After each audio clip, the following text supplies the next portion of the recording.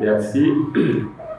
Disons que le modérateur a déjà introduit pour l'essentiel. D'abord, bonjour. Mesdames, Mesdemoiselles et Messieurs, je voudrais de prime abord vous remercier au nom du Présidium de l'avocat d'avoir répondu nombreux à cette manifestation, à cette conférence, qui est la première qui inaugure une série de conférences, comme l'a dit le modérateur, avec lesquelles le Présidium de l'avocat va vous présenter ses propositions, ses projets de réforme institutionnelle. Évidemment, à la suite de toutes ces présentations, vous réagirez par les propositions, des remarques, des observations, directement, spontanément, ou après avoir plutôt lu, par écrit. Nous viendrons vers vous cette fois-là, ou vous viendrez vers nous. Nous sommes très ouverts parce qu'il s'agit d'une approche d'enrichissement et de participation de toutes les forces publiques, mais aussi des non-partenaires. Mesdames et messieurs, messieurs de la presse, chers compatriotes, le chaos électoral de décembre 2018 a plongé une fois de plus notre pays dans l'illégitimité endémique, qui date de 60 ans avec des cycles électoraux contestés, à la base de l'instabilité, de l'insécurité, de l'absence de cohésion nationale et de la rupture entre les peuples et les sommets, avec pour conséquence les crises récurrentes au plan déjà la pauvreté sociale, économique et les crises qui accompagnent cette pauvreté.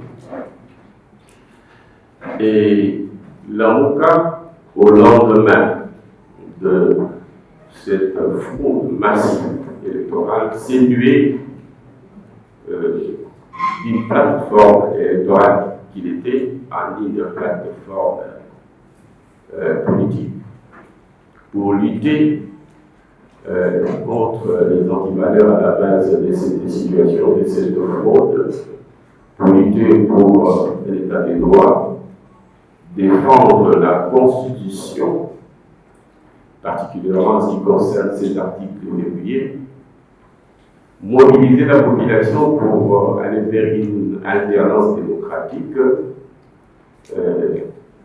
à travers de bonnes élections susceptibles d'exprimer les choix des électeurs souverains primaires.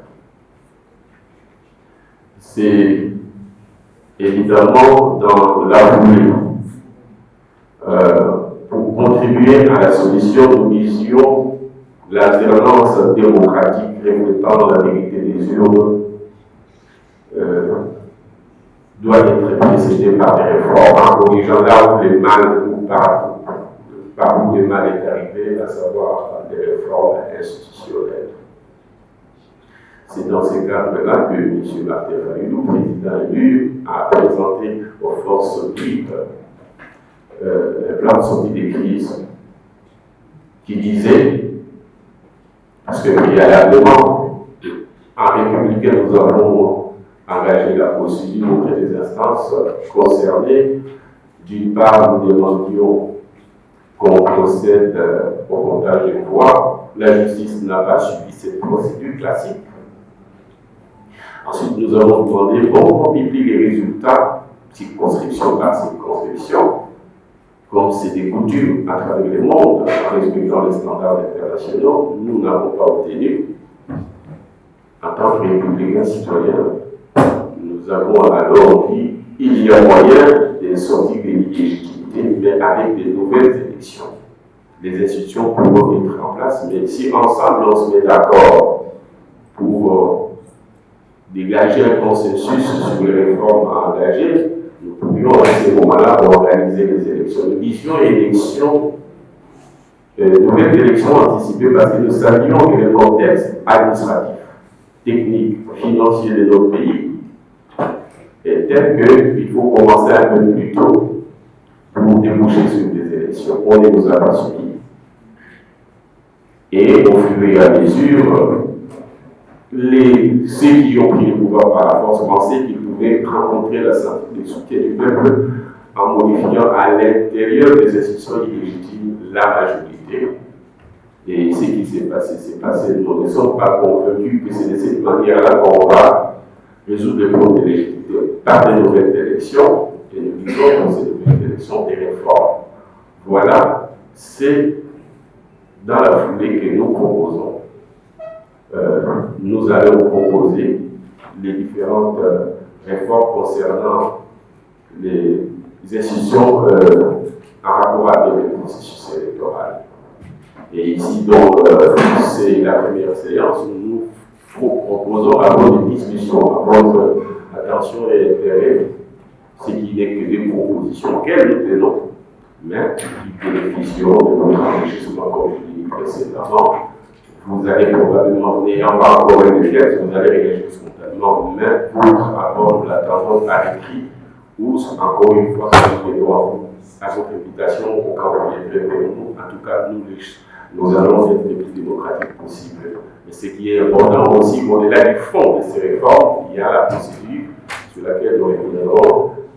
Nous voulons des réformes qui soient faites et sanctionnées dans le cadre d'un consensus, dans le cadre paritaire, consensuel, et pour cela nous sommes ouverts à toutes les propositions d'où qu'elles viennent des forces vives de la nation, à tout enrichissement.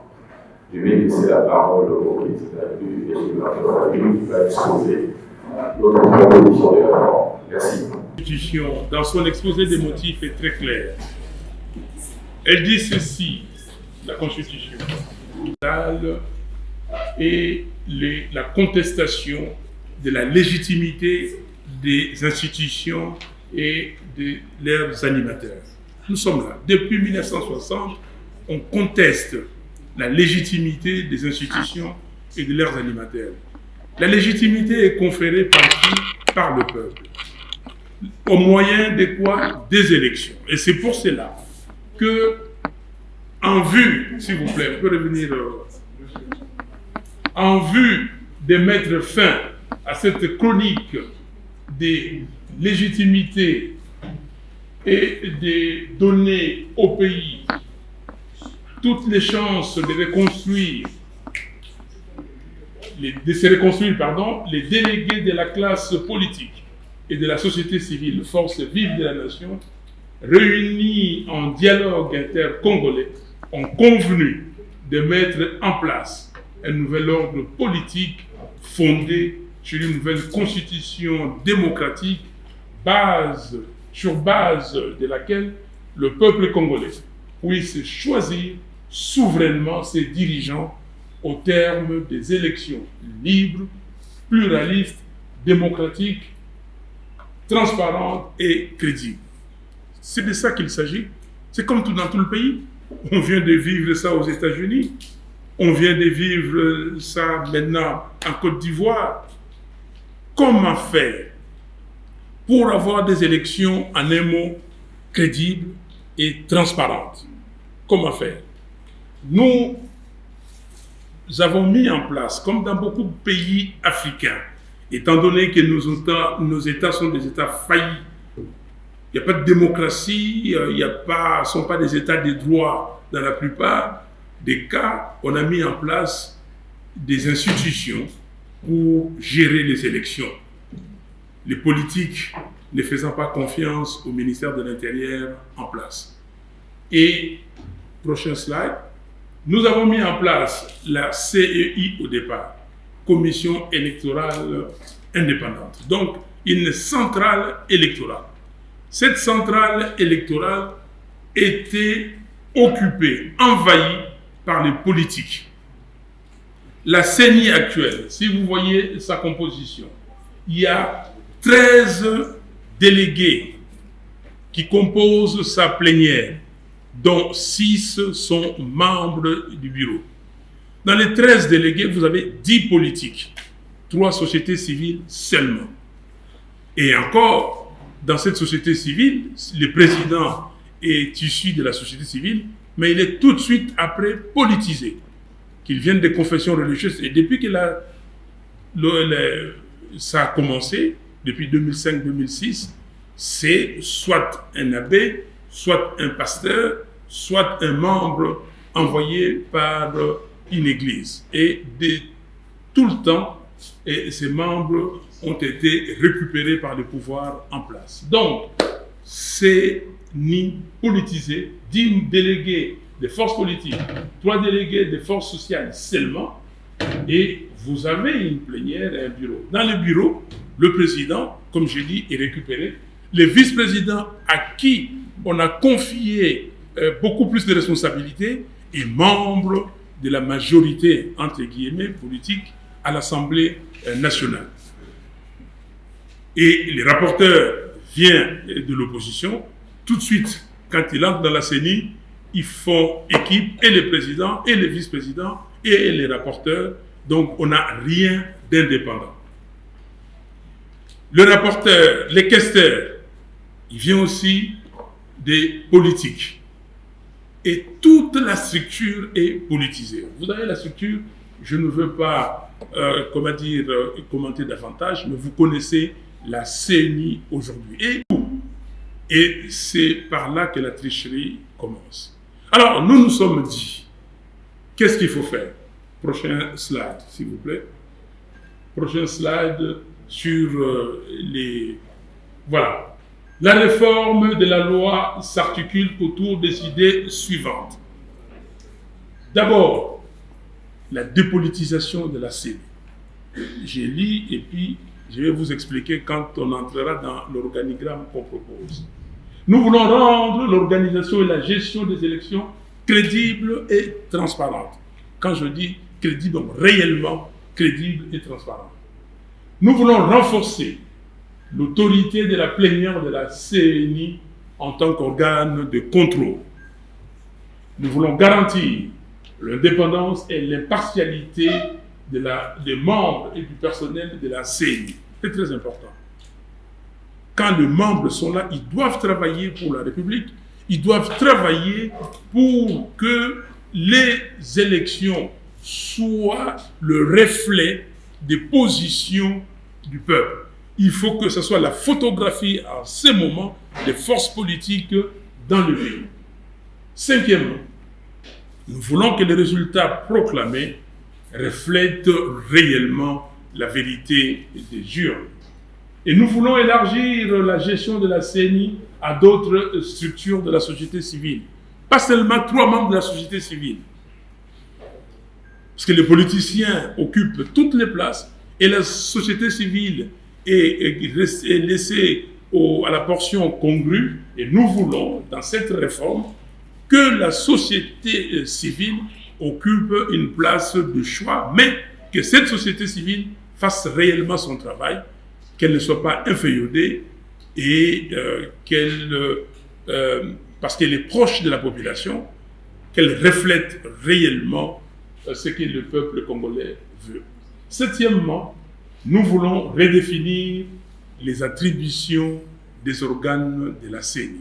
Vous avez la plénière, vous avez les bureaux, et nous devons redéfinir les attributions, et nous irons plus loin, nous allons voir comment éclater certains autres organes. Sélectionner les membres de la CENI sur base de leurs compétences. On ne va pas venir parce qu'on est frère d'eux, sœur d'eux, et de je ne sais qui, parce qu'on fait partie de telle organisation. Non. Nous voulons que pour certains postes, vous allez le voir, comme le rapporteur. Pourquoi le rapporteur de la CENI doit être un politique? Pourquoi les questeurs de la CENI doivent être un politique? Donc nous voulons des concours pour recruter certains membres de la CENI. Nous voulons déconcentrer le pouvoir du secrétaire exécutif national actuel. Il a trop de pouvoir. Nous allons subdiviser le secrétariat exécutif national en 3 secrétariats. C'est ce qu'on appelle dans le jargon du business, aujourd'hui, la fonctionnalisation. Nous voulons fonctionnaliser. Pas des structures pyramidales. Il y a des chefs qui est tout puissant, tout sacré. Non, nous avons des responsables qui maîtrisent leur département, qui savent ce qu'ils font et ils proposent des choses concrètes à la centrale électorale. Nous voulons réaffirmer le principe d'autonomie administrative et financière de la CENI. Nous voulons rendre effectif les services audit internes. L'audit est là pour aller voir si ce qui devait être fait, ce qui a dit qu'il devait être fait est réellement fait et selon les procédures. On ne peut pas, dans ce monde moderne, dépenser 1 milliard de dollars et que personne vienne demander compte. Et ça, c'est extrêmement grave. Nous sommes au 21e siècle où il y a l'argent des contribuables et même des partenaires. Cet argent est dépensé sans qu'on sache exactement comment ça a été dépensé. Et donc, nous voulons aussi mettre fin à l'impunité des intervenants dans le processus électoral. Vous ne pouvez pas venir fabriquer des chiffres comme vous voulez, et puis vous parvenez dans la ville, dans le pays, et vous avez encore les kilos de prendre la parole. C'est une insulte au peuple. C'est extrêmement grave. Dans aucun pays au monde, ça peut se faire. Moi, je ne peux pas. Et nous avons droit à la différence. Chacun de nous a droit à la différence. On ne peut pas, parce qu'on dit que non, les Congolais acceptent l'inacceptable. Non, pas tous les Congolais. En tout cas, pas le peuple congolais comme je le comprends. Nous devons faire respecter la durée de mandat de la CENI, des membres de la CENI. Durée de mandat, 6 ans. 6 ans, fini, vous partez. Vous ne pouvez pas rester là. Vous partez. Et puis, on doit mettre en place des mécanismes pour que la centrale continue de fonctionner normalement. Et nous devons aussi garantir le droit à la sécurité sociale au personnel de la CENI. Les personnels de la CENI sont des hommes et des femmes qui ont des responsabilités et qui ont une vie à mener. Donc, ils ont droit à la sécurité sociale. Et enfin, nous voulons garantir la liberté syndicale aux gens et cadres de la centrale électorale. Donc, s'ils ont des revendications, il faut qu'ils présentent ces revendications. Voilà l'esprit qui habite cette réforme. Vous le voyez maintenant retranscrit dans un organigramme. Nous avons 2 structures. Des Congolais, plus que 99% sont des croyants. Donc, nous disons à nos pères spirituels, vous avez la responsabilité de mettre tout en ordre. Nous voyons au Sénégal, dans certains pays, ce sont les religieux. Le Sénégal, le pays que je connais, qui est en crise aujourd'hui, vous voyez, déjà 95% des Sénégalais sont musulmans. Peut-être moins de 5% catholiques. Ben, le Sénégal, c'est un pays qui a permis d'avoir, au départ, un président qui était sévère, Léopold Sédar Senghor, catholique de surcroît. Donc, ils ont su se mettre d'accord. Et à chaque fois qu'il y a un problème, et là, les imams, les religieux catholiques et autres se mettent d'accord pour voir comment régler le problème avec les politiques. Et je crois, sincèrement, nos pères spirituels, vous êtes là, que votre responsabilité est engagée. Ce n'est pas de vous mettre un délégué de président qui va être acheté et que vous commencez à vous disputer et comment est-ce que nous allons désigner. Nous avons réglé ces problèmes. Vous, 8, vous avez 8 confessions religieuses. Vous représentez la plénière et vous serez aussi le bureau. Et en plus de ces 8 délégués des confessions religieuses, nous ajoutons 8 délégués de la société civile, d'autres organisations de la société civile. L'organisation des femmes, c'est le mois de la femme, 2 délégués.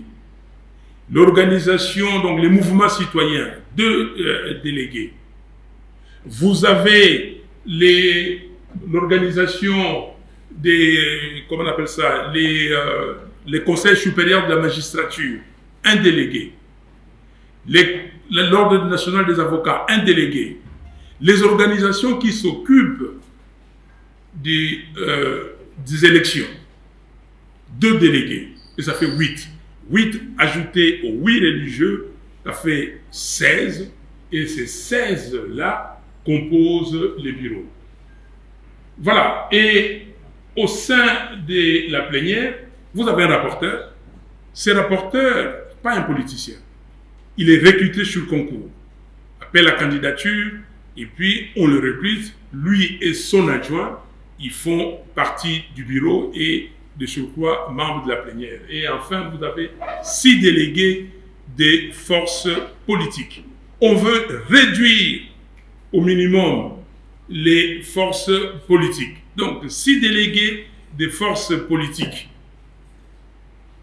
Et on vous dira plus tard comment ces 6 délégués vont venir. Après, on peut monter les tableaux hauts pour que les gens qui sont de l'autre côté voient. Juste monter un peu plus. Si ça peut monter. Voilà. Donc, maintenant nous avons le bureau. Comme je dis, le bureau, vous avez 8 délégués des confessions religieuses, 8 délégués des forces sociales et un rapporteur. Ça fait 17 membres du bureau. La plénière, 23. Le bureau, 17. 17 plus 6 qui viennent de la classe politique. On va dire qu'il y a des forces politiques. Les forces politiques vont avoir chacun 2 membres. Les forces politiques, on va les choisir comment? Il faut aller, nous avons les élections. Ces élections se sont passées comme elles se sont passées. Il y a eu des gens qui ont fabriqué les chiffres. Que vous preniez les chiffres, les résultats qui sont sortis du serveur de la CENI, que vous preniez les résultats fabriqués par M. Nanga, que vous preniez les résultats sortis par nous, la MOCA, il y a eu 3 forces politiques. Ces 3 premiers, ça peut constituer la référence et chacun, par derrière lui, envoie 2 délégués au sein de la plénière de la CENI. Donc, la plénière a un rôle de contrôle. Évaluation, contrôle. Mais les bureaux font tout. Et les bureaux, composés, comme je vous le dis, le bureau n'est pas géré par un président inamovible, tout puissant, tout fort. Non. Le bureau est géré et dirigé à tour de rôle par les confessions religieuses. Les 8 confessions religieuses vont gérer les bureaux chacun pendant 3 mois. C'est une rotation. Ça tourne. 3 mois, vous gérez et après, l'autre confession vient et ils vont s'organiser. Il y a des mécanismes qui sont mis en place pour encadrer la rotation. Et donc, si le travail est fait correctement, s'il y a la transparence, s'il y a les day-to-day comme on dit, si on fait les next steps, donc ça se fera correctement. Aujourd'hui, la gestion moderne, c'est une gestion transparente. Les sociétés sont devenues comme ça. Il n'y a pas le chef tout-puissant qui va centraliser et tout le monde fait la queue pour qu'il soit reçu à tour de rôle. Donc, voilà le bureau. Et puis nous descendons. Après le bureau, nous avons ce qu'on appelle aujourd'hui le secrétariat exécutif national. Ça, c'est le cœur de la CENI. Nous déconcentrons ça. Nous déconcentrons, ce qu'on appelle le secrétariat exécutif national en 3 secrétariats. Nous gardons un, qu'on va continuer à appeler secrétariat exécutif national, un deuxième secrétariat national des opérations, chargé des opérations pour ceux qui étaient dans ce pays en 2005-2006 et même 2007. Rappelez-vous de ce qu'on a appelé BNO, Bureau national des opérations. C'était comme ça. La CEI était déconcentrée. Le CEN, le secrétariat exécutif national, est venu après. Donc la CEI était déconcentrée de cette façon. Et vous avez les BNO et vous avez les CNT qui s'appellent les Centres nationaux de traitement. Maintenant, nous appelons ça secrétariat national au traitement. Et chacun a ses responsabilités, chaque secrétariat a ses directions, et puis on travaille correctement.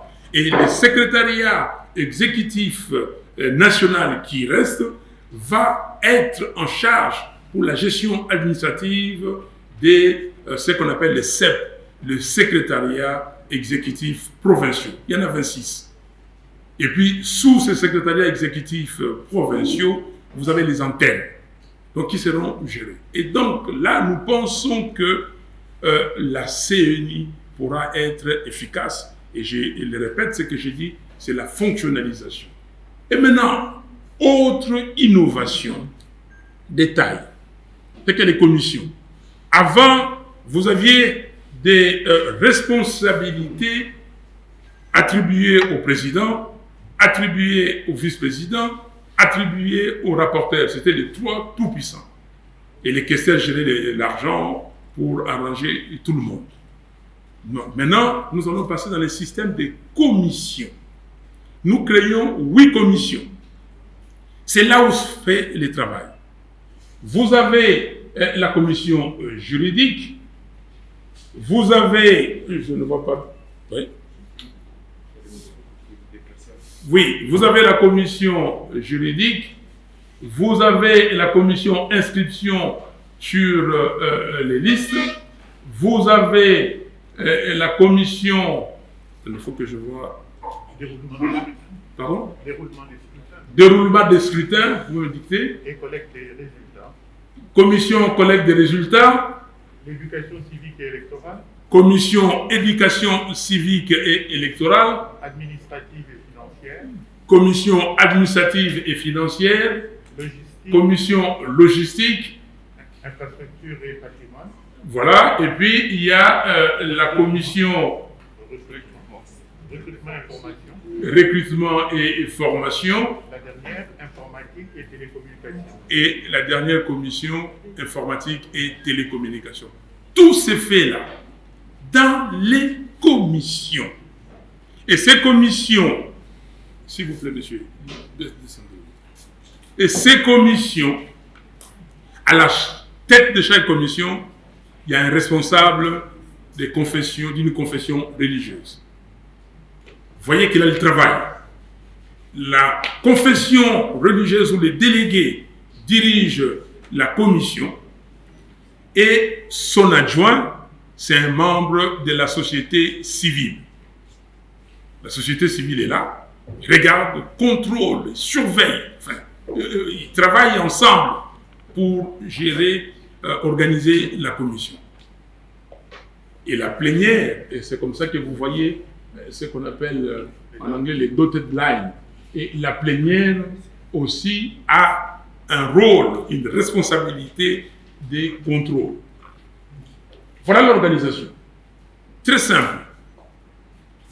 Les sociétés modernes fonctionnent aujourd'hui comme ça, par la délégation d'autorité, par la fonctionnalisation, par les contrôles et pour s'assurer de l'efficacité. On peut passer au slide suivant, s'il vous plaît. Voilà. Donc, je vais récapituler ce que je viens de dire. Première idée force, dépolitiser la CENI. Nous dépolitisons comment? Par un bureau composé exclusivement des délégués de la société civile. 8 confessions religieuses. Je les cite: Église catholique, Église du Christ au Congo, Église des réveils, Église kimbanguiste, l'Armée du salut, Église musulmane, Église orthodoxe, Église et Église indépendante. Les 8 sont là aujourd'hui, ils sont regroupés dans ce qu'ils appellent les CIME. L'initiative du professeur Bob Kabamba avec l'Union européenne d'avoir ces forums de haut niveau. Si j'ai encore une bonne mémoire, ça s'est passé le 24 août de l'année dernière. Quand vous prenez septembre, octobre, novembre, décembre, janvier, février, mars aujourd'hui, nous avons perdu 7 mois. 7 mois. Cette initiative était mise en brèche par certaines personnes, je ne sais pas pourquoi. Donc, nous disons, si le bureau est composé de ces 8, nos chefs spirituels, nos pères spirituels, vont certainement se dire, écoutez, on ne peut pas, on a critiqué les politiques. Qu'est-ce que nous devons faire? Ils vont envoyer certainement le meilleur d'entre eux. Le meilleur, je dis sur le plan spirituel, qui craignent réellement Dieu. Je vois Imam Moussa et j'ai beaucoup aimé.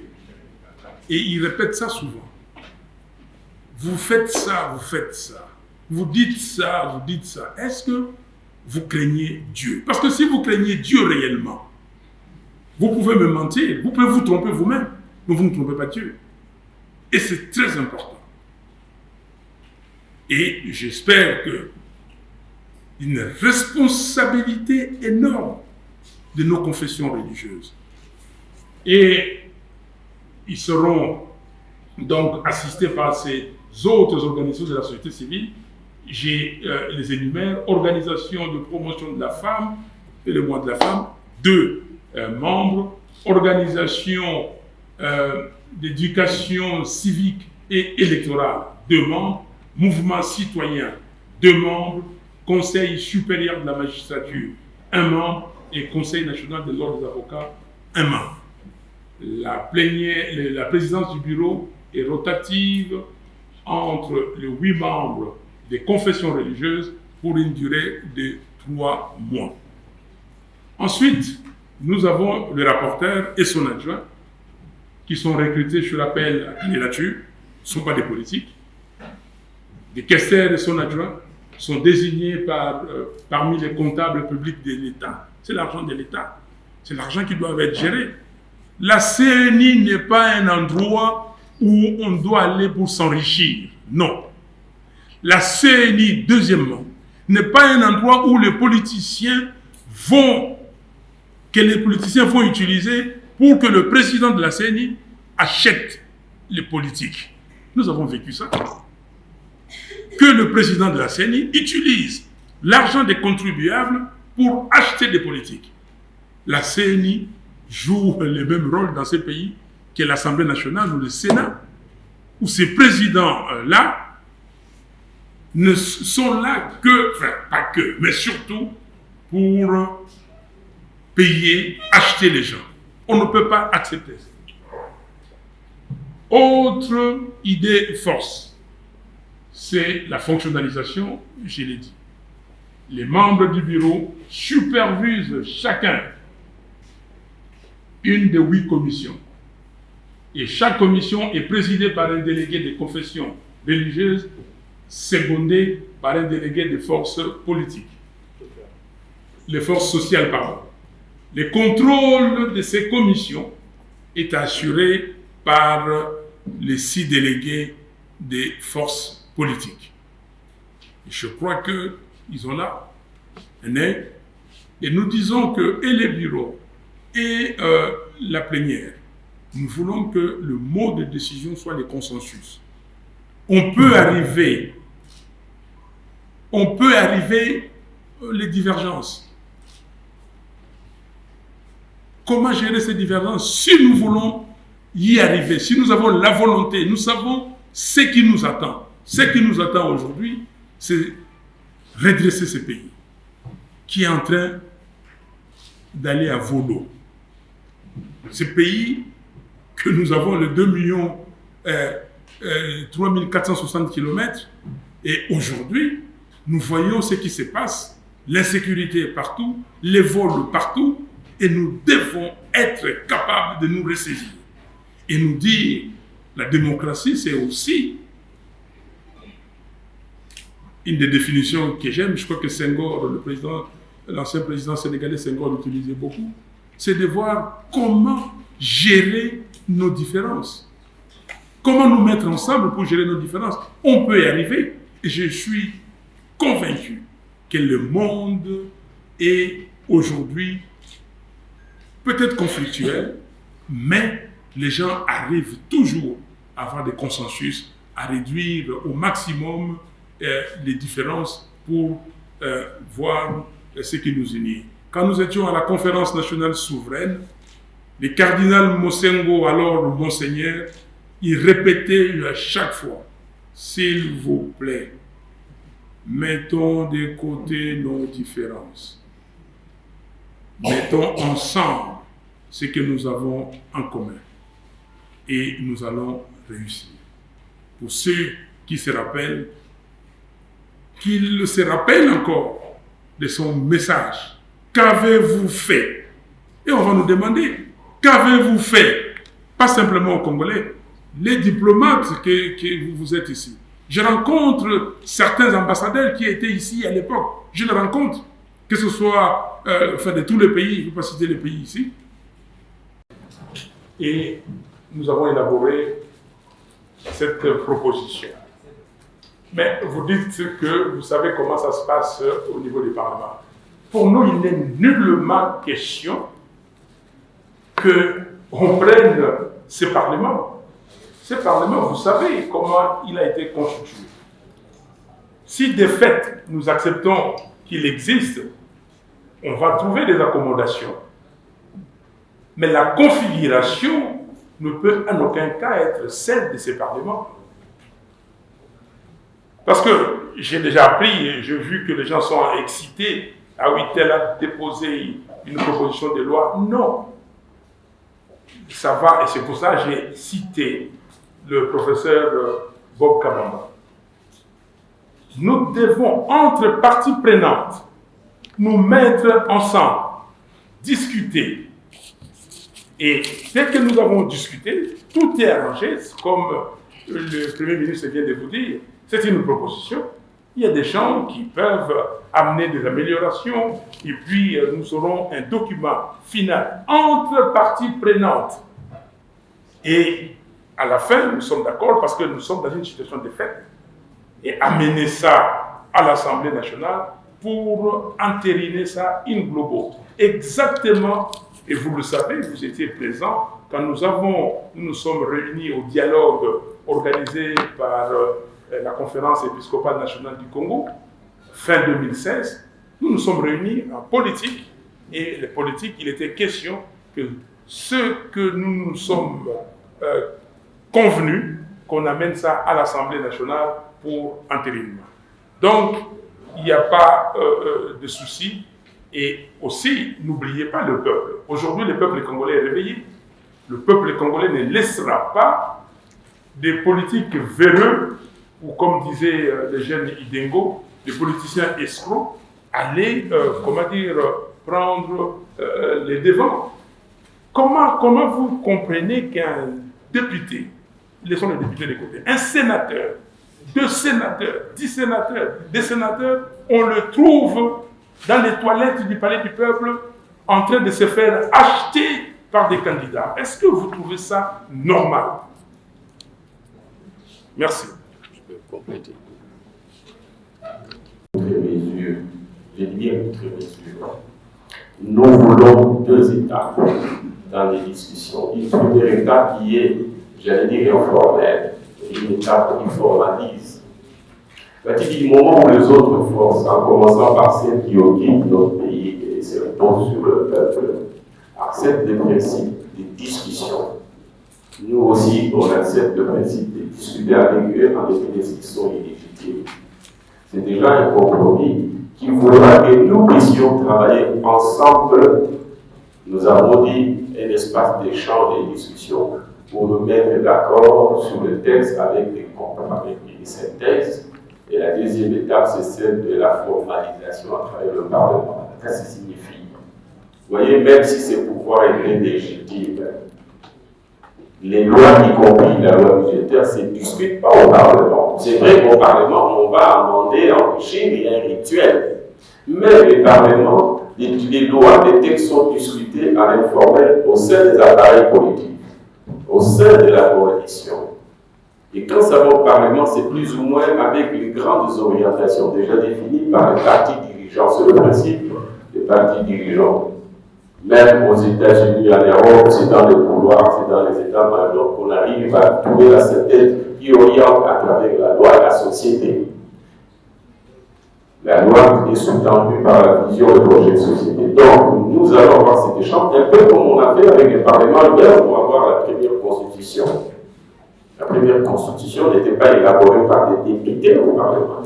Elle était discutée par les forces vives, la partie congolaise, la partie belge, à travers les appareils politiques belges et les forces politiques de chez nous. Et on a trouvé ce consensus, les parlements n'avaient qu'à endosser cette volonté politique issue de ces compromis-là. Voilà la formule que nous envisageons, qui est tout à fait classique. Même si nous étions devant des forces élues, elles auraient trouvé des compromis comme coalition, en dehors de l'instance institutionnelle qui, elle, endosse ou entérine. Merci. Outre mesure, je dis bien outre mesure, nous voulons 2 étapes dans les discussions. Une première étape qui est, j'allais dire, informelle, une étape qui formalise. C'est-à-dire du moment où les autres forces, en commençant par celles qui occupent notre pays et se reposent sur le peuple, acceptent le principe des discussions, nous aussi, on accepte le principe de discuter avec eux en définissant qu'ils sont illégitimes. C'est déjà un compromis qui voudra que nous puissions travailler ensemble. Nous avons dit un espace d'échange et de discussion pour nous mettre d'accord sur le texte avec des compromis et des synthèses. Et la deuxième étape, c'est celle de la formalisation à travers le Parlement. Qu'est-ce que ça signifie? Vous voyez, même si ces pouvoirs étaient légitimes, les lois, y compris la loi budgétaire, ne se discutent pas au Parlement. C'est vrai qu'au Parlement, on va amender, enrichir, il y a un rituel. Mais les parlements, les lois, les textes sont discutés à l'informel au sein des appareils politiques, au sein de la coalition. Et quand ça va au Parlement, c'est plus ou moins avec les grandes orientations déjà définies par les partis dirigeants. C'est le principe des partis dirigeants. Même aux États-Unis, en Europe, c'est dans les couloirs, c'est dans les états-majors qu'on arrive à trouver la synthèse qui oriente à travers la loi la société. La loi est sous-tendue par la vision et le projet de société. Donc, nous allons avoir cet échange, un peu comme on a fait avec le Parlement hier pour avoir la première constitution. La première constitution n'était pas élaborée par des députés au Parlement.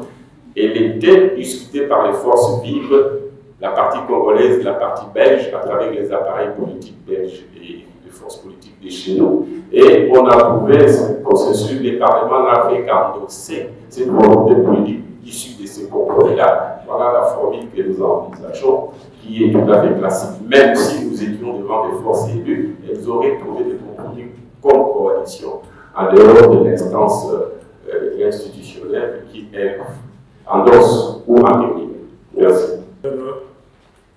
Que la démocratie, c'est aussi la manière de gérer intelligemment et pacifiquement nos désaccords. Donc, je crois que s'il y a des hommes et des femmes de bonne volonté, nous pouvons arriver. Et les pères spirituels sont là.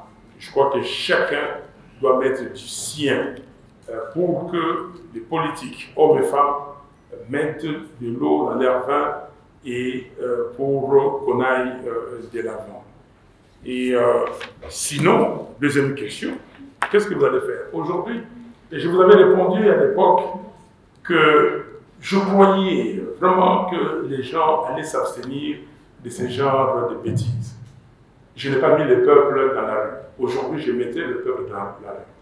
Tous. Aujourd'hui, le peuple congolais sera dans la rue. Si les gens s'amusent, vous allez voir ce que vous allez voir. Si les gens s'amusent aujourd'hui, vous allez voir ce que vous allez voir. Je ne suis plus là pour dire, ah oui, qu'on vient de me dire partout où je vais à l'étranger, Monsieur Fayoulou, vraiment merci beaucoup. Merci pour votre lutte pacifique. Vous n'avez pas demandé au peuple de descendre dans la rue. Cette fois-ci, le peuple descendra dans la rue. Et le peuple n'est pas prêt. Le peuple n'est pas prêt pour que parce que le peuple n'a pas confiance au Parlement. Et si les gens disent que voilà, nous allons passer par la force, bon, mais voilà, on va mettre sur la table les rapports de force. Merci. Bien. Si nous étions une démocratie caractérisée par un clivage entre une majorité et une minorité, on sait que les autres ont la légitimité pour gérer, parce qu'ils sont majoritaires, et les autres ont la légitimité pour apporter l'opposition, la contradiction. Les contextes seraient différents et les discussions pourraient être et à l'informel et au sein des institutions. C'est pas ça le clivage entre des légitimités différentes. Le clivage, c'est d'une part les gens illégitimes qui s'imposent à la tête du pays, d'autre part le peuple lui-même organisé par nous comme résistance. Et donc le peuple va faire toutes les pressions, y compris ceux qui sont ici, à savoir les forces vives de la nation. Nous ferons toutes les pressions nécessaires pour amener ceux-là à aller vers le peuple avec le temps que celui-ci tranche. Il s'agit de la guerre du peuple face à ses oppresseurs. Il ne s'agit pas d'un clivage entre eux et nous. Ce serait même nous faire honneur. Nous sommes trop petits pour, bien que nous l'incarnons dans ses aspirations, ce peuple-là, il veut du changement. Voilà le clivage. Et il ne représente pas les changements. Donc nous demandons au peuple de porter très haut, très fort ses revendications, et pour cela, il sera soutenu à l'intérieur comme à l'extérieur du pays. Et qui doit être géré par la CENI au début de l'exercice. La CENI élabore son budget, et puis elle gère. Et elle gère avec les organes qui sont en son sein. 23 membres, ils sont permanents ou ils ont seulement les rôles. Ils sont des membres de la CENI, ils sont permanents. Avec les responsabilités, comme j'ai dit tout à l'heure. Ils font les day-to-day. Donc, le travail de la CENI au jour le jour. Révision constitutionnelle est-elle envisageable? Écoutez, la Constitution, telle qu'elle est là, elle est verrouillée dans beaucoup de ses dispositions. Aujourd'hui, les gens parlent du deuxième tour. Je ne pense pas que les dispositions verrouillées font problème. Donc, on ne peut pas les toucher. Parce que le deuxième tour, là, je pense que tout peut s'organiser, mais en discussion entre parties prenantes. Dans les dispositions non verrouillées. Mais est-ce que la question se pose réellement? Si la question se pose, voilà, on va écouter le peuple congolais. La classe politique, les parties prenantes vont discuter. Pourquoi le deuxième tour? La fois passée, nous avions eu le deuxième tour en se disant les gens étaient déjà réunis, organisés, ils ont présenté un candidat et c'était très simple. L'Amouka avait son candidat, le FCC avait son candidat. Malheureusement, il s'est passé ce qui s'est passé. Vous pouvez avoir le deuxième tour et si les choses ne sont pas bien organisées, vous n'aurez pas les élections apaisées. Pour nous, ce qui importe, c'est avoir d'abord un climat apaisé avant d'aller aux élections. Nous avons les préalables. Ces préalables-là sont les réformes. C'est comme ça que nous interpellons toutes les parties prenantes pour qu'on se mette d'accord avant d'aller aux élections. Mais, et je le répète, je l'ai dit depuis le 30 décembre dernier, je l'ai répété le 11 février, que nous n'accepterons pas les glissements. Il faut que les élections soient organisées à la date prévue. Merci. Merci. Je voudrais ajouter un mot à propos de l'autonomie de la CENI. En fait, il s'agit de l'autonomie tant externe qu'interne, c'est-à-dire à l'intérieur de la CENI. Externe, c'est par rapport au gouvernement. Nous ne voulons pas une CENI inféodée au gouvernement et qui va pleurer tout le temps pour que le décaissement se fasse en sa valeur. Pour une procédure classique, celle de la loi financière qui consiste à faire une mise à disposition trimestriellement ou mensuellement de manière à ce qu'elle s'organise de manière autonome. À l'interne aussi, nous voulons que la chaîne de la dépense soit organisée pour que entre les différents organes statutaires de la CENI, qui est une certaine indépendance des différents responsables par rapport à leurs missions respectives. À savoir que le président, encore que le président lui-même relève d'une procédure rotative, ce n'est pas une même personne toute puissante, elles vont se réveiller de manière tournante, mais que celui qui est président à un moment donné ait le pouvoir de renoncement, mais qui n'ait pas les autres compétences, y compris celles d'engagement, de liquidation et de paiement. Et donc la chaîne soit respectée dans la mesure où chaque bureau, à travers son président ou son vice-président, ait ses besoins, son crédit, qui fasse l'objet d'un décaissement en procédant par engagement, liquidation, etc. Donc ce n'est pas le tout-puissant président, encore il n'est pas unique, qui va mettre à sa disposition toutes ses compétences pour gérer les finances et ainsi mettre sous sa tutelle les autres membres du bureau et les autres membres de la plénière. Mais plus de la moitié était, elle est dans les poches des gens. La CENI aujourd'hui est pléthorique, plus pléthorique que ce que nous nous proposons. Aujourd'hui, les bureaux, regardez les bureaux du président et les cabinets du président, combien de membres? Les cabinets des membres du bureau, combien de membres? C'est pléthorique. Mais là, nous prenons un cabinet qui est collégial, un bureau où les gens, peut-être, comme on dit dans les assemblées provinciales ou dans les règlements intérieurs de l'Assemblée nationale ou du Sénat, le président a droit à un cabinet de 7 personnes, ainsi de suite. Donc, nous avons un cabinet, on va réduire de plus de moitié l'effectif actuel de la CENI. Si de ça que vous parlez, la réponse est là. La configuration actuelle fait appel à peu de membres payés par la CENI. La configuration actuelle engage des réductions des coûts parce qu'on ne va pas utiliser l'argent de la CENI pour corrompre les politiciens. On ne va pas utiliser l'argent de la CENI pour s'acheter des maisons à la Gombe ou en Afrique du Sud ou à l'étranger. Mais plus de la moitié était, elle est dans les poches des gens. La CENI aujourd'hui est pléthorique, plus pléthorique que ce que nous nous proposons. Aujourd'hui, les bureaux, regardez les bureaux du président et les cabinets du président, combien de membres? Les cabinets des membres du bureau, combien de membres? C'est pléthorique. Mais là, nous prenons un cabinet qui est collégial, un bureau où les gens, peut-être, comme on dit dans les assemblées provinciales ou dans les règlements intérieurs de l'Assemblée nationale ou du Sénat, le président a droit à un cabinet de 7 personnes, ainsi de suite. Donc, nous avons un cabinet, on va réduire de plus de moitié l'effectif actuel de la CENI. Si de ça que vous parlez, la réponse est là. La configuration actuelle fait appel à peu de membres payés par la CENI. La configuration actuelle engage des réductions des coûts parce qu'on ne va pas utiliser l'argent de la CENI pour corrompre les politiciens.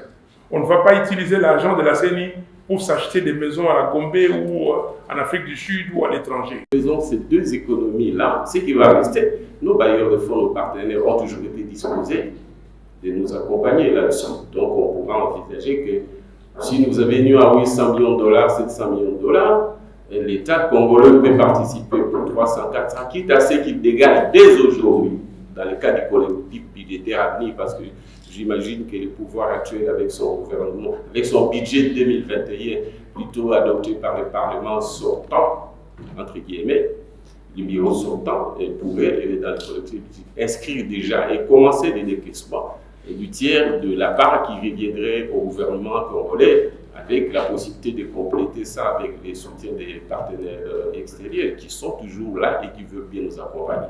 Donc l'argent est là et nos partenaires ont besoin aussi que le Congo avance parce que cet échange en termes de coopération. Un Congo qui se porte bien, c'est aussi un partenariat donnant-donnant, gagnant-gagnant qui va s'installer. Ils ne vont pas faire la fine bouche pour nous aider parce qu'ils ont démontré par le passé que, en nous accompagnant, nous avons pu faire des contributions par le passé, relativement. Merci. À partir de ces niveaux, qu'est-ce qui est alloué à chaque membre? Il est là, il va, il dit que je vais vivre correctement, j'ai besoin d'aller au bureau et de travailler, j'ai, la garantie, l'assurance médicale, et ainsi de suite. Mais on ne va pas là-bas pour devenir riche. Si vous voulez devenir riche, allez faire du commerce, créer des entreprises, faites des startups. Donc, pour ça, à ce niveau-là, notre proposition a tenu compte des réductions des coûts.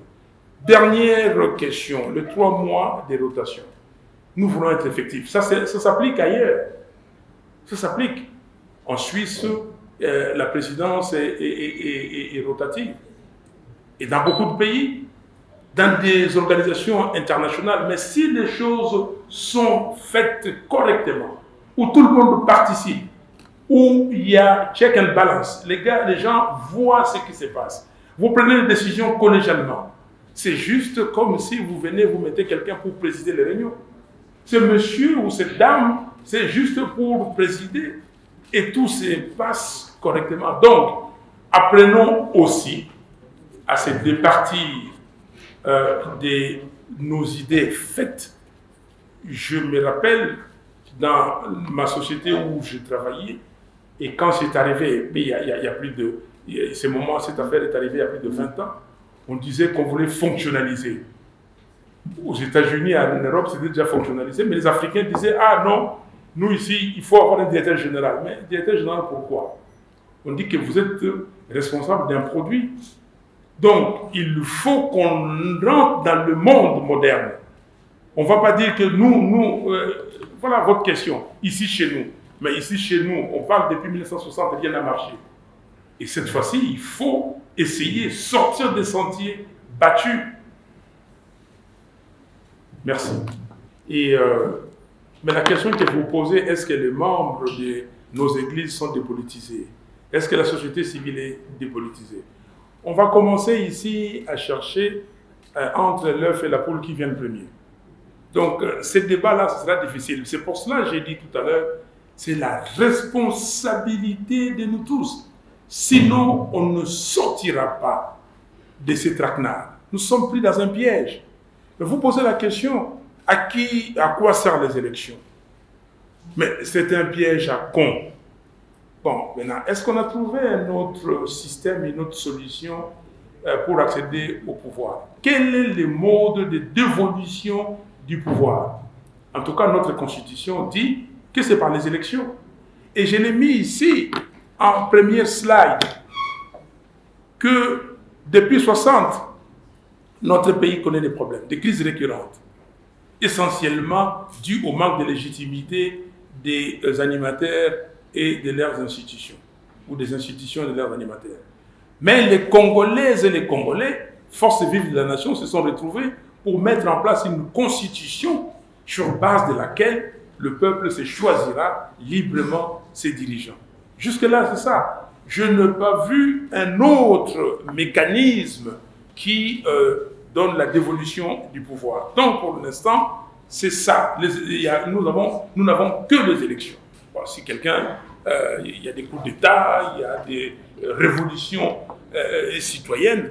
D'ailleurs, l'article 64 de notre Constitution permet une révolution citoyenne.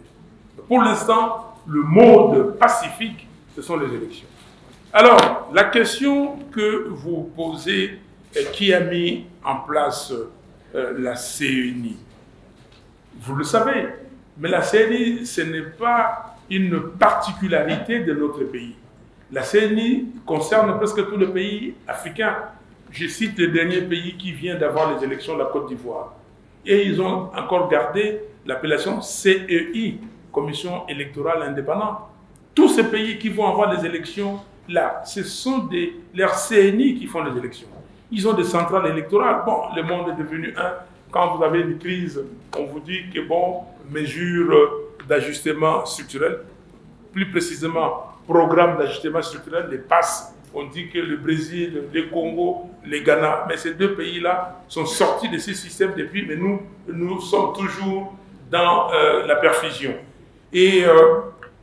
Mais maintenant, la question des élections, la question de la CENI, mais toutes ces questions, M. l'abbé, que vous posez, ces questions de notre maturité, la maturité du peuple congolais, la responsabilité du peuple congolais, votre dignité.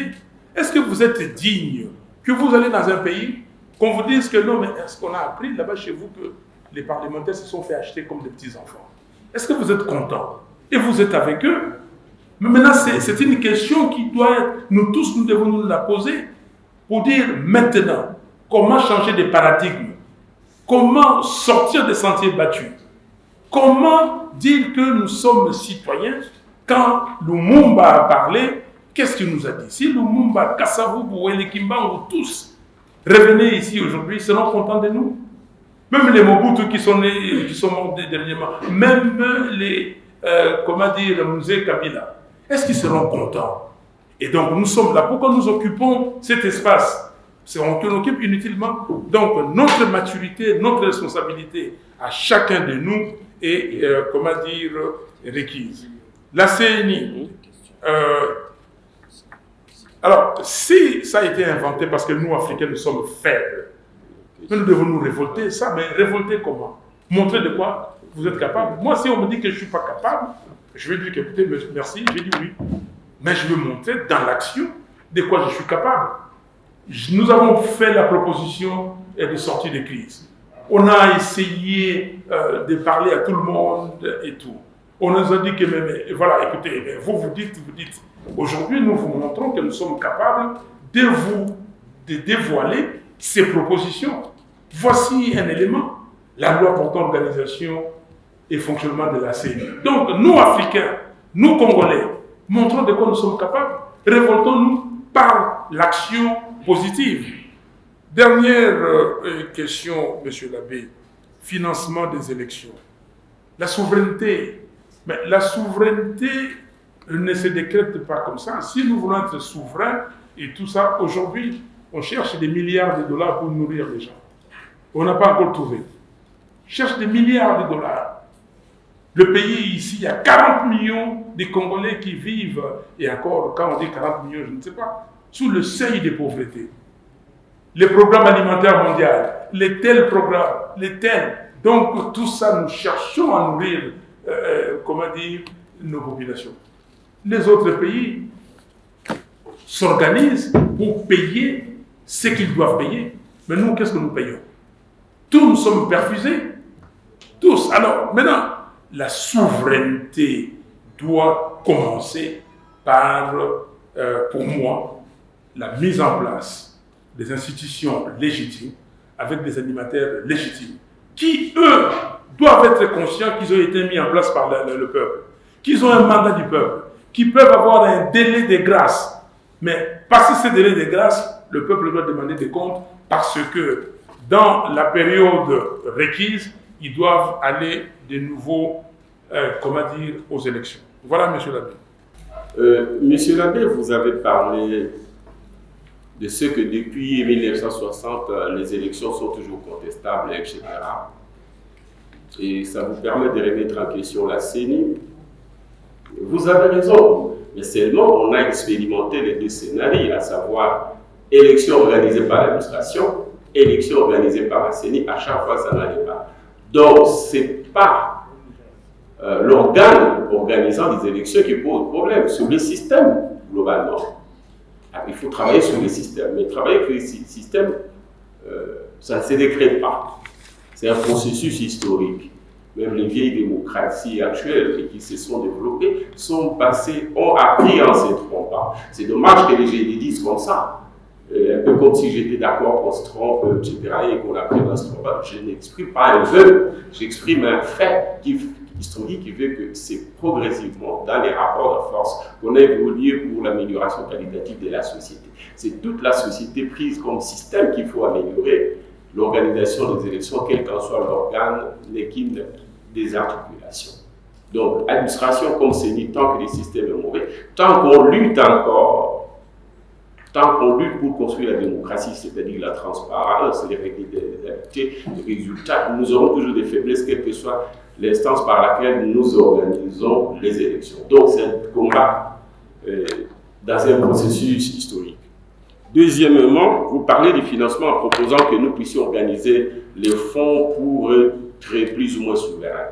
Non, ce n'est pas tant parce que les ressources viennent du peuple, parce que même les ressources de la CENI actuelle viennent du peuple à travers les trésors publics, à travers l'impôt. C'est celui qui gère les fonds. Moi, pardonnez-moi de le dire comme ça, j'ai organisé les élections en 2011 avec un financement plus ou moins de 100%. Au nom de la souveraineté, mais il y a eu des contestations, il y a eu la fraude, plus ou moins. Donc c'est pour dire comment organiser la souveraineté, comme a dit le président Louis Martefeuille, pour que l'autorité qui incarne la souveraineté soit l'émanation du peuple et se sente plutôt redevable et fasse en sorte qu'il n'y ait pas des élections et n'organise pas la fraude ou les glissements. C'est cette étape-là qui ne se décrète pas non plus, qui est le résultat d'un combat de tout à l'heure. Donc, ce n'est pas parce que nous aurons créé un fonds, sa gestion sera institutionnalisée. C'est comme le budget de l'État qui vient d'un fonds collecté auprès du peuple. Et quand vous institutionnalisez, donc vous dépendez des animateurs, des institutions qui peuvent être bons ou mauvais, ou tout en étant bon, être faible, etc., et le dysfonctionnement. Voilà donc, tout en vous encourageant dans cette démarche critique, je vous demande que nous prenions acte que nous devons évoluer grâce justement à ces discussions. Quelquefois, des discussions intellectuelles, quelquefois, ça pourrait être violent, et les vieilles civilisations sont aussi la contrepartie de la violence. Je pense qu'il y a des guerres qu'on n'a pas encore faites. Merci. Vous savez que j'avais signé l'engagement avec vous, avec CAFCO et les autres organisations des femmes. J'ai beaucoup aimé le projet que vous aviez 30% vert, c'est-à-dire au moins donner 30% pour aller vers les 50%, si pas plus. Ça, mais quand on dit les organisations des femmes, on ne vous a pas donné deux, madame, mais la personne qui peut représenter les conseils supérieurs de la magistrature peut être une femme. La personne qui peut représenter l'ordre des avocats, le mouvement citoyen et tout ça, les confessions religieuses, ce n'est pas l'imam Moussa qui va... On peut s'organiser, les NCC, l'église catholique, l'église de réveil orthodoxe, les kimbanguistes et les sanitistes. Donc, non, on n'a pas limité, mais particulièrement, les organisations qui font la promotion de la femme, on leur donne deux en tant qu'organisation. Bon, maintenant, si ces organisations aussi veulent envoyer des hommes, bon, je rigole. Mais vous n'avez pas 10%, vous avez ce que vous... Et maintenant, c'est à l'intérieur que les gens doivent regarder, et c'est dit dans les textes. Vous allez voir, dans un des articles, il est dit qu'il faut tenir compte de la représentation féminine du genre, et puis même tenir compte de la répartition géographique. Je reviens très rapidement sur la question du recensement. On peut signer un modus vivendi, Dr Sonji et M. l'abbé Poundou. On peut signer un modus vivendi en disant ceci, que nous tous nous mettons d'accord. La première mission, day one, dès que le gouvernement qui va, ou les institutions qui vont venir là, dès qu'ils se mettent là, le premier jour, on s'organise pour commencer le recensement. Donc on commence par la formation, le matériel, les experts et tout ça, et la sécurité du pays. Parce que la première mission, c'est la sécurisation du pays. Parce qu'on doit se dire, dans quel environnement de confiance, est-ce que c'est un environnement de confiance ou d'affrontement que nous allons faire les élections? Est-ce que dans un environnement de cohésion nationale que nous allons faire les élections? Donc on ne peut pas, comme on a fait au Tchad, qu'une grande partie de la population ne va pas aux élections. Et tout ça, on ne peut pas accepter ça. Nous sommes d'accord sur cette idée de recensement parce que nous voulons avoir un état de droit mais je pense que le préalable pour cet état de droit, comme il est dit dans notre Constitution, c'est d'abord les institutions légitimes, avec les animateurs légitimes, et corriger tout ce que nous devons corriger le plus rapidement possible. Merci. Et c'est l'avocat qui a fait les documents. Est-ce qu'ils étaient là, est-ce qu'ils n'étaient pas là? Vous voyez bien, les contextes et les contenus montrent que c'est un document qui vient de la part des résistants, de ceux qui disent non au pouvoir actuel. C'est pas, ça ne peut pas venir de ce qu'on a appelé tort à tort ou à raison aux commissions républicaines. Globalement, c'est l'avocat qui l'a fait. Merci. Oui, vous avez une partie de la réponse, je vais vous donner. Madame, cette affaire est partie au mois de mars 2019, même avant. Dès que nous avons eu cette fabrication de chiffres, si vous lisez notre communiqué du 30 juillet à Lubumbashi, tout le monde a signé. Au point 5, nous disons que la MOCA continue à dénoncer, continue à réaffirmer ou réaffirme sa victoire aux élections de 2018 et continue de fustiger les comportements de la CENI qui consistait à fabriquer des chiffres et le comportement de la Cour constitutionnelle qui consistait à valider ces chiffres-là. Et dès qu'il y a eu validation des chiffres, nous avons écrit à l'Union africaine par ma signature. Mais tous les documents, la MOCA a vu, et même les membres de la MOCA ont contacté les gens de l'Union africaine pour passer ces documents. C'est le 8 février 2019. Le 8 février. Et nous avons donné déjà la proposition de sortie des crises. Et après, au mois le 23 février, nous avons reçu des diplomates, nous avons discuté, nous avons commencé à parler de ces propositions de sortie des crises, en tout cas notre proposition. Et nous nous sommes réunis, et en mars encore, ici à Kinshasa, certains diplomates et certains membres de la MOCA ont conféré sur cette proposition de sortie des crises.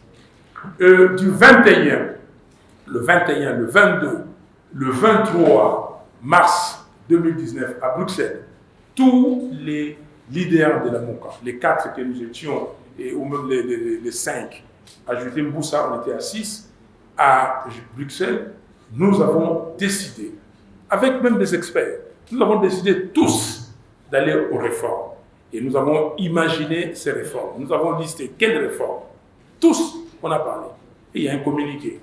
À qui proposez-vous? S'il vous plaît, je vais vous répondre à qui proposez-vous. Vous pouvez poser la question si les autres leaders de la MOCA étaient... Donc, parce que vous avez posé quand ça a commencé. Ça a commencé juste après les élections. 2 semaines après la prestation des serments. Donc, ça a commencé à ce moment et tout le monde a été contacté et tout le monde sait que nous avons commencé ça. S'il vous plaît. Maintenant, les leaders de la MOCA étaient là tous. Et nous avons proposé. Et donc, quand nous avons proposé, nous avons fait la proposition de sortie des crises, et là nous avons commencé la rédaction de ces documents. Ces documents, les autres n'étaient pas là. Ok, ils ne sont pas là. Donc ils n'étaient pas là, ils sont partis comme le Premier ministre vient de vous dire. À qui nous proposons les documents? Au peuple congolais. La souveraineté appartient au peuple. C'est au peuple congolais. Vous voulez dire qu'on propose à l'Assemblée nationale? Non, et je répète, cette Assemblée ne peut pas gérer cette situation. En 2016, fin 2016, quand nous avons eu les dialogues de la CENCO, vous vous rappelez, c'est les parties prenantes qui se sont réunies pour discuter et proposer des choses à la nation qui était en crise. Il y a une crise, il faut sortir de la crise. Merci, madame.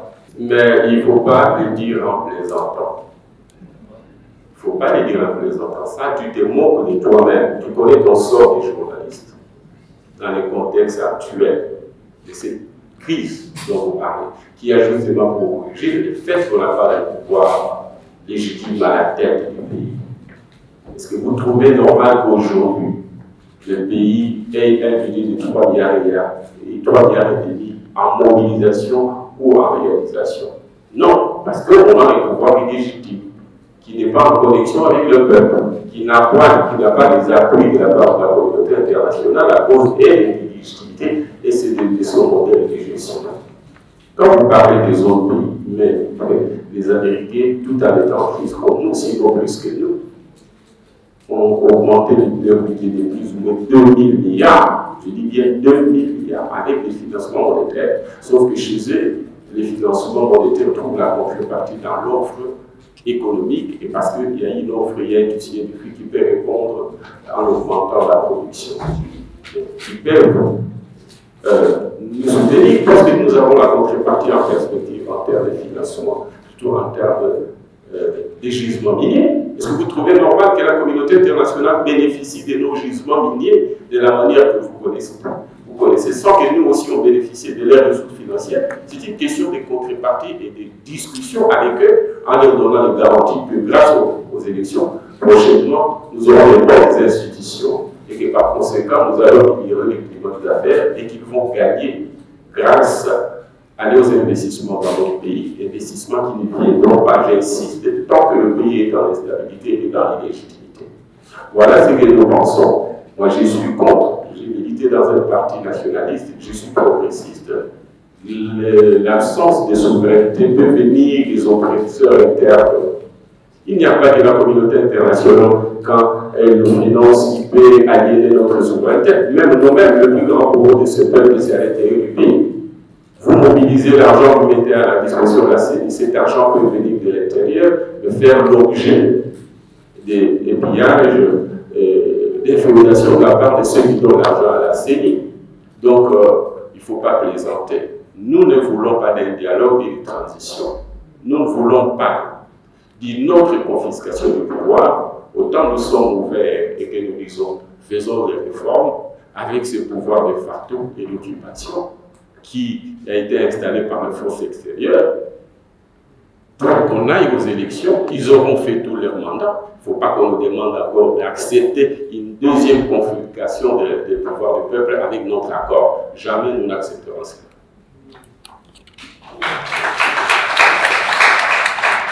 Voilà, Eric Wemba, est-ce que vous êtes journaliste?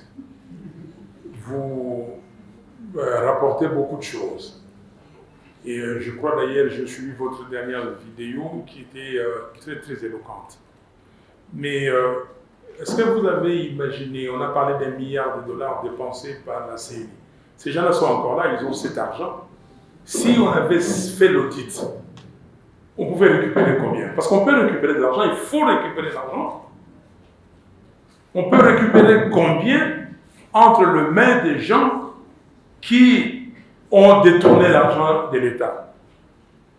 Vous étiez certainement à l'hémicycle, là, que ce soit à l'Assemblée nationale ou au Sénat, quand il y a eu élection. La déstabilisation de ces deux bureaux a coûté combien au Trésor public? Combien on a dépensé? J'ai appris que tel a donné telle chose, tant de milliers de dollars, ainsi de suite. Ça a coûté combien? Aujourd'hui, les trains de vie des institutions, les gens voyagent par jet privé, les gens sont payés 50 000 dollars et tout ça. Mais ça coûte combien? Vous ne parlez pas de ça? Nous pouvons rationaliser. Nous pouvons, si nous voulons. Je dis ici, si nous trouvons un compromis, on se dit que nous voulons les élections, c'est la volonté, on ira vers les élections. Mais nous disons que ces élections, nous devons dépenser le minimum. Que personne ne mette un franc dans sa poche. Si vous dites déjà ça, mais aujourd'hui, vous avez réduit 50% de ce qui a coûté les élections la fois passée. On ne peut pas attendre parce que la Constitution n'a prévu nulle part d'attendre. Ce qui s'est passé en 2016, c'était quelque chose qui est venu et finalement, nous avons dit aux évêques de la Cinco, quand ils nous ont convoqués en novembre 2016, on a dit, mais pourquoi seulement maintenant? Pourquoi seulement maintenant? Pourquoi on n'a pas fait avant? Et là, nous avons presque 3 ans devant nous, il faut le faire maintenant. Dans tout ce que nous faisons ici, dans ces réformes, nous avons déjà mis les calendriers. Il est possible, ce n'est pas l'objet de la réunion d'aujourd'hui, viendra. Si on se met d'accord le plus rapidement possible, nous serons à mesure d'organiser les élections. S'il n'y a pas élection, il n'y a pas gouvernement, il n'y a pas il n'y a pas glissement. Merci. Abondamment, ce n'est que le lancement des débats et discussions. Nous allons vous contacter pour continuer la discussion, mais en même temps, nous sommes déjà en train de préparer la révision d'autres textes en rapport avec les élections, en rapport avec les autres institutions. Et donc, c'est le débat qui commence. Merci beaucoup.